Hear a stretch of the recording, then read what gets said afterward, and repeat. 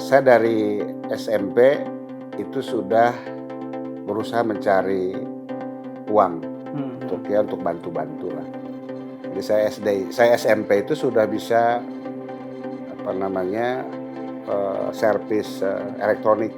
Banyak teman, kemudian tokoh yang sering berdiskusi dan sebagainya, yang mendorong saya untuk berkiprah, untuk maju ke dunia politik.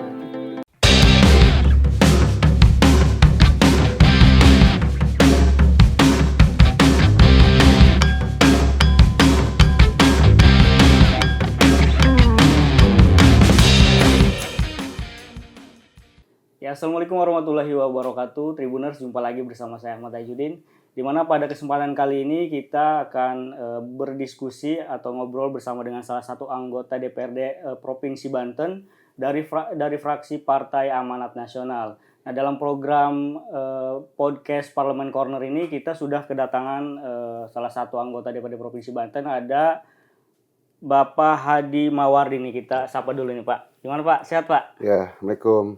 Sehat. Alhamdulillah sehat. Nah, pasti kalau Tribuners, pecinta Tribuners pasti udah nggak asing lagi nih sama beliau nih, karena beliau ini bukan orang baru di DPRD Provinsi Banten. Kalau nggak salah ini udah 2 periode ya Pak? Ya, ini periode kedua. Periode kedua, dan sebelumnya juga beliau ini anggota DPRD Kabupaten Pandeglang.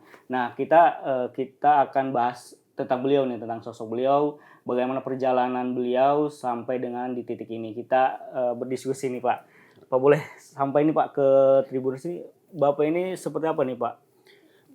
Baik, Assalamualaikum warahmatullahi wabarakatuh. Saya Hadi Mawardi. Saya lahir di Serang, kemudian dibesarkan dan besar di Pandeglang. Jadi saya sekolah dasar di Pandeglang, SMP di Serang. Kemudian lanjut ke STM juga di Serang. Itulah ya. Jadi sebetulnya kalau asli dari Kabupaten Serang. Kalau berarti di Pandeglang itu dari sejak kapan tuh Pak? Kebetulan nenek dan kakek saya sudah berdomisili di Pandeglang, sejak zaman sebelum penjajahan lah. Sebelum tahun 40 itu kakek nenek saya sudah di Pandeglang. Kalau untuk backgroundnya sendiri Pak, kalau sebelumnya emang dari politikus atau apa nih sebelumnya? Saya anak seorang guru SD. Terakhir bapak saya itu rektor SD Pak, kepala sekolah. Kemudian ibu saya ibu rumah tangga. Saya bukan lahir dari anak pejabat, anak orang kaya, anak juragan gitu. Tapi saya lahir dari keluarga yang sederhana. Ya boleh dikatakan keluarga yang serba pas-pasan gitu. Kemudian saya sekolah tamat SD itu di Saketi. Pindah ke Serang bukan karena punya duit Pak. Bukan karena ada kelebihan uang gitu. Tapi memang orang tua itu menitipkan saya ke keluarganya yang di Serang lah kira-kira. Karena keterbatasan ekonomi tadi gitu Pak. Nah, kalau untuk bermula sebelum ke provinsi itu di Kabupaten Pandeglang dulu. Saya 1 periode di Pandeglang. Kemudian 2019 ya. Itu kemudian ke provinsi. Dan sekarang jadi yang kedua periode. Kedua periode di provinsi. Pasti udah nggak ini lagi lah kalau di Pandeglang khususnya ya. Apalagi ini udah 2 periode dan di Pandeglang juga udah 1 periode. Udah cukup lama, hampir 15 tahun di dunia politik. Gitu. Nah, dari keluarga yang dikatakan masih menengah ke bawah mungkin ya Pak ya. Nah, dari sampai bisa jadi anggota DPRD ini seperti apa nih Pak perjuangannya Pak? Ya, tidak ada sesuatu yang didapatkan dengan mudah ya. Tentu perjalanan hidup saya cukup panjang dan penuh dengan liku-liku perjuangan. Saya dari SMP itu sudah berusaha mencari uang untuk bantu-bantu lah. Jadi saya SMP itu sudah bisa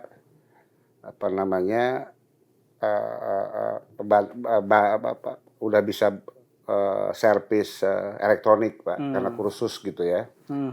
Ya pulang sekolah, orang pulang, kita suka ada panggilan untuk tambahan jajan lah kira-kira gitu. Freelance ya. Jadi memang dari kecil saya sudah coba untuk berusaha, berupaya membantu orang tua gitu. Ya namanya guru zaman dulu ya. Orde Baru, jadi kalau makan, saya ingat betul tuh, nanti telur mie dikasih telur gitu ya, tabak telur, dibagi-bagi gitu. Jadi saya lahir dari tadi ya, ya sama lah seperti orang lain, dan saya juga tidak menyangka bisa sampai hari ini, karena memang saya nyalon bukan satu kali. Jadi saya itu terpilih menjadi anggota DPRD itu pencalonan ketiga. Jadi kalah, nyalon lagi, kemudian baru terpilih. Jadi tidak ujug-ujug langsung jadi ya. Karena tadi kita kan terbatas betul gitu, amunisi dan seterusnya gitu. Dan saya percaya bahwa ketika kita istiqomah di satu tempat gitu, konsisten, ya pada akhirnya akan nyampe juga terhadap apa yang kita harapkan gitu, Mas. Tapi memang dari kecil itu punya cita-cita sebagai anggota DPRD atau gimana nih Pak? Enggak Pak, sama sekali nggak ada cita-cita jadi politisi. Saya lulus sekolah STM, saya ingat betul kerja di beberapa pabrik lah, dari mulai di Keragilan, di Indah Kiat kalau dulu, sekarang apa tuh? Sinar Dunia Makmur kalau dulu. Kemudian ke Cilegon, kemudian saya tahun 94 ya, saya lulus 90-an. 94 itu saya berhenti total kerja. Kemudian saya malah balik ke rumah.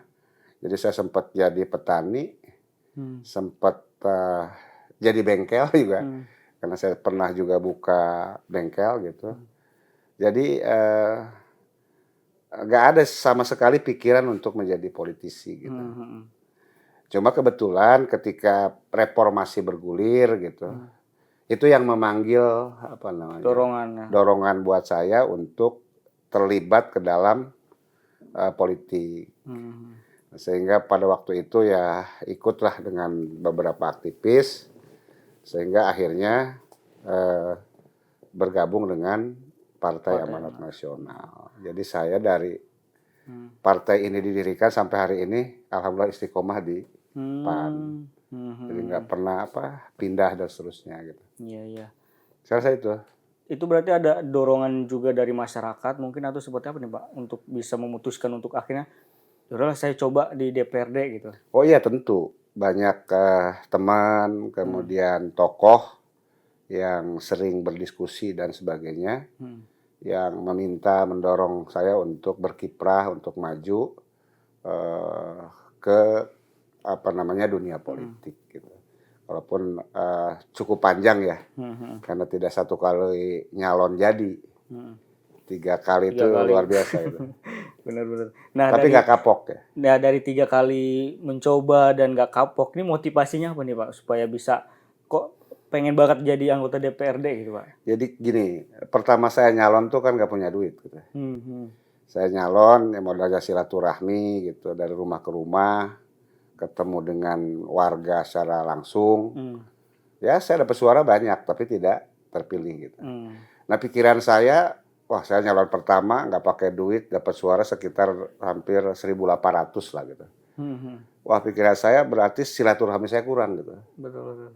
Nah, sehingga mencoba lagi yang kedua, saya taikin gitu silaturahminya, saya upgrade gitu. Mudah-mudahan dengan ditambahnya jumlah silaturahmi juga suara bertambah. Suara bertambah iya gitu, tapi masih Masih tetap kurang gitu. Nah, kenapa nggak kapok? Karena saya percaya bahwa dari yang pertama kedua kan juga ada penaikan gitu, ada peningkatan. berdasarkan upaya usaha yang kita lakukan. Nah, di yang ketiga itu, ya alhamdulillah, memang takdir ya. Jadi ya kemudian bisa terpilih gitu. Dari pengalaman yang dua tadi ya tentu, sehingga tahulah celah-celah kekurangan kita sehingga itu bisa diperbaiki pada pencalonan ketiga. Nah, kalau untuk bisa meraup suara banyak itu Pak, apakah dari background dari organisasi juga atau aktif di organisasi atau seperti apa Kak? Saya ya aktif di beberapa NGO ya, kemudian saya juga mendirikan NGO. Tapi kan tidak cukup hanya itu gitu. Selain kita sering melakukan advokasi kepada masyarakat, tapi intinya adalah silaturahmi yang bagaimana membangun hubungan emosional dengan masyarakat. Saya rasa itu yang tidak bisa diugat-oget pun bahasa Sunda nama gitu. Itu Pak. Nah, sudah hampir berarti kalau satu periode di Pandeglang, 2 periode di sini udah hampir 10-an, belasan tahun ini untuk jadi anggota DPRD. Nah, kalau dari selama perjalanan sebagai anggota dewan ini apa nih Pak yang berkesan? Kalau kesan saya rasa kurang begitu ini deh di perbincangan, tapi ada sesuatu yang banyak hal yang masih belum bisa maksimal kita lakukan gitu untuk masyarakat, karena memang kebutuhan masyarakat luar biasa banyak gitu. Sementara tiap tahun kita juga menghadapi keterbatasan fiskal gitu ya, keterbatasan anggaran. Tentu harapan-harapan masyarakat itu yang masih belum semuanya bisa kita wujudkan. Gitu. Jadi tentu ini menjadi PR, menjadi bahan ya, ke depan bagaimana meramu APBD itu betul-betul sebesar-besarnya untuk kepentingan masyarakat. Nah, dari perjalanan selama ini apa aja nih Pak yang udah Bapak lakukan untuk masyarakat, khususnya masyarakat Pandeglang ya? Saya 2 periode di provinsi, dua-duanya selalu di Komisi 2 Pak. Komisi bidang perekonomian ya tentu salah satu mitranya ada Dinas Pertanian, ada Kelautan dan seterusnya gitu. Perindak juga. Ya tentu banyak hal yang kita dorong melalui program-program di Dinas Pertanian, Ketahanan Pangan, kemudian DKP ya, Kelautan dan Perikanan, yang kita dorong untuk membantu masyarakat. Sejauh ini yang menjadi sorotan Bapak sendiri di Komisi 2 ini di Banten khususnya itu apa nih Pak? Ya, saya rasa ini gampang sebetulnya karena datanya bisa dibuka. Ya kalau kita bicara APBD, sampai hari ini kan alokasi untuk sektor pertanian, kelautan, dan seterusnya itu masih sangat kecil gitu. Alhamdulillah selama saya di Komisi 2 ya tiap tahun terus bertambah. Dan juga alhamdulillah dengan Pak Gubernur yang baru juga satu visi lah bagaimana membangun pertanian di Banten. Karena Mas, pertanian itu kan masalahnya bukan di petaninya. Masalah pertanian di kita itu selalu di luar petaninya. Apa itu Pak? Misalnya mereka mau nanam tidak ada bibit yang bagus. Mau nanam airnya bermasalah. Mau nanam setelah nanam kena hama, pestisidanya nggak ada. Setelah nanam mau pupuknya langka. Misalnya itu selalu di luar petaninya. Karena petani kita saya melihat pintar-pintar. Tinggal mana tadi hal-hal yang di luar itu bisa terus diperbaiki. Karena masalah air saja sampai hari ini kan belum pernah selesai. Nah tapi kalau berbicara Pandeglang nih Pak, Bapak udah 1 periode di Pandeglang, 2 periode di provinsi. Kalau nggak salah Banten ini kan ada 8 kabupaten kota dan 2 kabupaten kota ini nih, Kabupaten Pandeglang sama Lebak, masih ekonominya paling rendah di beberapa kabupaten kota di Banten. Itu seperti apa nih Pak langkah Bapak yang lakukan? Ya soal isu disparitas lah ya, disparitas antara utara dan selatan. Sampai hari ini masih belum Selesaikan, ya. selesai, belum menampakkan ya. hal-hal yang menggembirakan gitu. Nah, saya rasa ini harus menjadi perhatian lah ya bagi Pak Gubernur, dan alhamdulillah Pak Andras saya lihat gitu, kita amati prioritas dia terhadap Lebak dan Pandeglang Selatan.